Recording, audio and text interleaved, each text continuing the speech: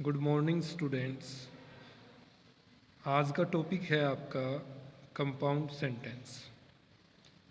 Compound sentence को हिंदी में कहते हैं संयुक्त वाक्य।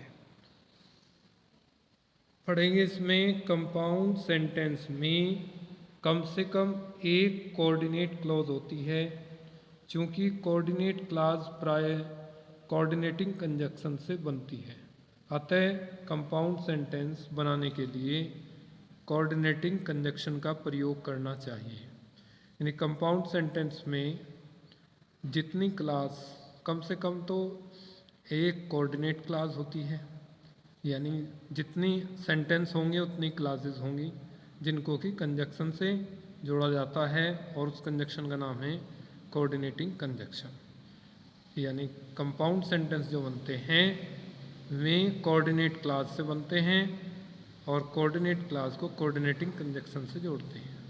नेक्स्ट, मुख्य कोऑर्डिनेटिंग कंजक्शंस निम्नलिखित हैं: एंड, बट, फॉर, और, नॉर, एज वेल एज का अर्थ होता है और भी, बोथ के साथ एंड आता है, नॉट ओनली बट ऑल्सो, न केवल बल्कि, नीदर नॉर, आइदर और, ये सब क्या हैं? ये सब कोऑर्डिनेटिंग कंजक्शन हैं। कोऑर्डिनेटिंग कंजक्शंस चार प्रकार के होते हैं। नंबर 1 क्यूमुलेटिव, जिसको हिंदी में कहते हैं हम संयोजक। नंबर 2 एडवर्सेटिव, जिसको हम कहते हैं विरोध दर्शक। नंबर 3 अल्टरनेटिव, जिसका अर्थ होता है वैकल्पिक। नंबर 4 इलेटिव, जिसका अर्थ होता है परिणाम दर्शक। सबसे पहले क्यूमुलेटिव कंजक्शन पढ़ेंगे। वह कंजक्शन है जो एक कथन को दूसरे कथन से जोड़ता है, उसे हम क्या कहते हैं? क्यूमुलेटिव कंजक्शन, जो दो कथनों को जोड़ता है। जैसे I called him and he came, तो इसमें दो कथन है, दो स्टेटमेंट है, उसको एंड से जोड़ा गया है। एंड क्या है? Cumulative conjunction. नेक्स्ट है Caesar conquered his armies and return home, तो इसमें दो सेंटेंस को जोड़ा गया है, किससे? क्यूमुलेटिव कंजक्शन एंड से। नंबर 2 है एडवर्सेटिव, यानी विरोध दर्शक। वह कंजक्शन है जो दो कथनों में विरोध प्रकट करता है। जब दोनों वाक्यों में विरोध प्रकट होता है तो एडवर्सेटिव कंजक्शन का प्रयोग होता है। जैसे ही स्लो, वह धीमा है, बट लेकिन ही शो, वह निश्चित है। तो यहाँ दोनों कथनों में क्या है? उसमें विरोध है, एडवर्सेटिव कंजक्शन का प्रयोग करेंगे। बट आई वॉज एनॉयड, मैं नाराज था। स्टिल आई केप्ट क्वाइट, फिर भी मैं शांत रहा। तो स्टिल का मतलब क्या होता है? फिर भी। तो स्टिल कैसी कंजक्शन है? एडवर्सेटिव। दोनों में विरोध है कि मैं नाराज था और नाराज व्यक्ति क्या है? चुपचाप बैठा है, तो दोनों में विरोध हो गया, तो इसलिए इसमें स्टिल का प्रयोग हुआ है। नेक्स्ट है अल्टरनेटिव, जिसे हम कहते हैं वैकल्पिक। वह कंजक्शन है जो दो कथनों में से विकल्प प्रकट करती है, यानी अल्टरनेटिव को हम वैकल्पिक कंजक्शन कहते हैं। शी मस्ट वीप और शी विल डाई, उसे रोना चाहिए अन्यथा वह मर जाएगी। तो और का अर्थ क्या है? अन्यथा। ये कैसी कंजक्शन है? अल्टरनेटिव। भाई या तो उसे रोना चाहिए अन्यथा वह मर जाएगी, तो और का अर्थ होता है अन्यथा। आइदर ही इज मैड, या तो वह पागल है, और ही फीन मैडनेस, फीन का अर्थ होता है ढोंग करना, या वह पागलपन का ढोंग करता है। तो आइदर और, ये कैसी कंजक्शन है? अल्टरनेटिव। वॉक क्विकली, तेजी से चलो, else you will miss the train, अन्यथा तुम ट्रेन चूक जाओगे। तो एल्स का अर्थ होता है अन्यथा, ये कैसी है? अल्टरनेटिव। चौथा है इलेटिव कंजक्शन, परिणाम सूचक। वह कंजक्शन है जो परिणाम, इन्फ्रेंस प्रकट करता है, यानी कि एक स्टेटमेंट का दूसरे स्टेटमेंट में परिणाम निकलता है, उसे हम इलेटिव कंजक्शन तब प्रयोग करेंगे जब हम सेंटेंस को पढ़कर पता लगाएंगे कि इसमें कौन सी कंजक्शन लगनी है। सेंटेंस से ही हमें पता लग जाएगा भाव से कि कौन सी कंजक्शन का प्रयोग होना है। जैसे समथिंग सर्टेनली फेल इल, वास्तव में समथिंग का मतलब कुछ निश्चित रूप से, फेल इन अंदर गिरा है। फॉर आई हर्ड नॉइज, क्योंकि मैंने आवाज़ सुनी। तो आवाज़ यहाँ फॉर क्या है? क्योंकि। कैसी है ये? परिणाम सूचक, illative conjunction. All man must die, for man is mortal. सभी आदमियों को मस्ट डाई मरना है। फॉर मैन इज मॉर्टल, क्योंकि आदमी मरणशील है। मॉर्टल का अर्थ होता है मरणशील। फॉर मतलब क्योंकि। कैसी कंजक्शन है? इलेटिव। इसके अतिरिक्त इलेटिव कंजक्शंस और भी हैं। देयर फॉर, इसलिए, सो, ये भी किस में आती है? इलेटिव कंजक्शन में। कुछ और एग्जाम्पल देख लेंगे क्यूमुलेटिव कंजक्शन के। रमेश वेंट देयर, रमेश वहाँ गया। ही रीड ए बुक, उसने एक किताब पढ़ी। ये क्यूमुलेटिव कंजक्शन, ना तो इसमें विरोध प्रकट हो रहा है, ना इसमें विकल्प है, ना इसमें परिणाम है, तो कौन सी कंजक्शन लगेगी? Cumulative. Ramesh went there and read a book, जब दोनों कार्यों करने वाला एक ही व्यक्ति हो, यानी रमेश के लिए क्या है? ही, तो हम दूसरे सेंटेंस में प्रोनाउन नहीं लगाते हैं, क्योंकि नाउन पहले ही लगाया गया है, तो सीधा हम मेन वर्ब से पहले एंड लगाते हैं, and read a book. Next है he is a fool, he is a name. तो इसमें वह मूर्ख है, वह दुष्ट है, एक ही व्यक्ति के दो गुण बताए, अवगुण बताए, तो हम किसका प्रयोग करेंगे? नॉट ओनली बट ऑल्सो का, कि वह मूर्ख है, वह दुष्ट है, तो he is not only a fool, वह न केवल दुष्ट है बल्कि, not only a fool, sorry, वह न केवल मूर्ख है, बट ऑल्सो ए नेव, बल्कि एक दुष्ट भी है। Next, the wind blue, the rain fail, the lightning flash. ये तीन सेंटेंस दिए गए हैं जिनको कि हमें क्यूमुलेटिव कंजक्शन से जोड़ना है। जब तीन वाक्य होते हैं तो हम क्यूमुलेटिव कंजक्शन से जब जोड़ते हैं तो पहले दो वाक्यों क्या करेंगे? हम कोमा लगा देंगे और बाद के सेंटेंस को एंड से जोड़ते हैं। जैसे द विंड ब्ल्यू, हवा चली, द रेन फेल, बारिश हुई, द लाइटनिंग फ्लैश्ड, और बिजली चमकी। तो तीन कार्य हुए, तो इसमें हमें कौन सी कंजक्शन लगानी है? क्यूमुलेटिव।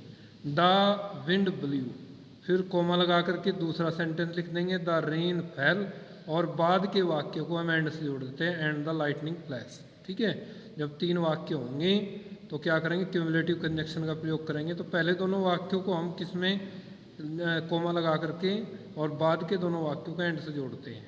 ये नेक्स्ट है एडवर्सेटिव कंजक्शन, यानी बच्चों आपको वाक्य को पढ़ने से ही पता लग जाएगा कि इसमें कौन सी कंजक्शन का प्रयोग करना है।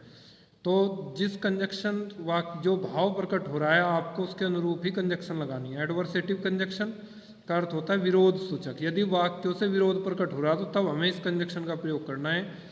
जैसे सेपरेट में ही इज़ पुअर, वह गरीब है, ही इज़ ऑनेस्ट, वह ईमानदार है, यानी इसमें विरोध है। कैसे? कि भाई एक आदमी गरीब है वो फिर भी ईमानदार है, तो हम किस कंजक्शन का प्रयोग करेंगे? एडवर्सेटिव का। आप सेंटेंस में कंजक्शन लगा करके यदि वाक्य का भाव सही आता है तो आप तब उस कंजक्शन का प्रयोग करेंगे। He is a poor but honest, वह गरीब है लेकिन ऑनेस्ट में नहीं, ईमानदार है। आई वॉज एनॉयड, मैं नाराज था, आई केप्ट क्वाइट, ये हमने पहले पढ़ा है कि भाई एक आदमी नाराज है और शांत है तो क्या है? विरोध है। तो हम कौन सी कंजक्शन का पढ़ेंगे? एडवर्सेटिव का। यट लगाएंगे या स्टिल लगाएंगे, दोनों का अर्थ होता है फिर भी। तो एक कंबाइंड सेंटेंस होगा, आई वॉज अनॉयड, मैं नाराज था, यट आई केप्ट क्वाइट, फिर भी मैं शांत रहा। ही वॉज एंग्री, वह नाराज था, ही सेड नथिंग, उसने कुछ नहीं कहा। तो ही वॉज एंग्री, इसमें स्टिल का अर्थ होता है फिर भी, वह नाराज था, स्टिल फिर भी, ही सेड नथिंग, उसने कुछ नहीं कहा। तो स्टिल कैसी कंजक्शन है? एडवर्सेटिव। तो हम कब एडवर्सेटिव कंजक्शन का प्रयोग करेंगे? जब दो वाक्यों में विरोध होगा। नेक्स्ट है अल्टरनेटिव कंजक्शन। अल्टरनेटिव का अर्थ होता है विकल्प सूचक। आपको पता ही है, जब दोनों वाक्यों को पढ़ें ध्यान से और आपको पता लग रहा है कि इसमें विकल्प है, तब आप इस कंजक्शन का प्रयोग करेंगे। जैसे सेपरेट में सिट डाउन, नीचे बैठो, गो आउट, बाहर जाओ। तो आप वाक्य को भाव समझ सकते हैं कि इसमें विकल्प दिया गया है, या तो अंदर बैठो या बाहर जाओ। अंदर बैठो सिट डाउन, सॉरी नीचे बैठिए, गो आउट बाहर जाइए। तो सिट डाउन नीचे बैठिए और अन्यथा गो आउट बाहर जाइए। तो इसे आप आइदर और से भी बना सकते हैं, आइदर सिट डाउन या तो नीचे बैठो और गो आउट या बाहर जाओ, आप दोनों तरीके से। यदि केवल एक सिंगल और लगाएंगे तो इसका अर्थ होगा अन्यथा, यदि आइदर के साथ और लगाएंगे तो इसका मतलब होगा या तो या। नेक्स्ट है separate by the pen. By the pen का अर्थ होता है इम्पेरेटिव सेंटेंस है ये, कलम खरीदिए। लिव द शॉप, दुकान छोड़ दीजिए। लिव का मतलब छोड़ना, दुकान से चले जाना। तो either buy the pen, either से बन जाएगा। आइदर कैसी कंजक्शन है? Alternative. Either buy the pen, या तो पेन खरीदो और लिव द शॉप, या लिव द शॉप, दुकान से चले जाओ, दुकान को छोड़ दो।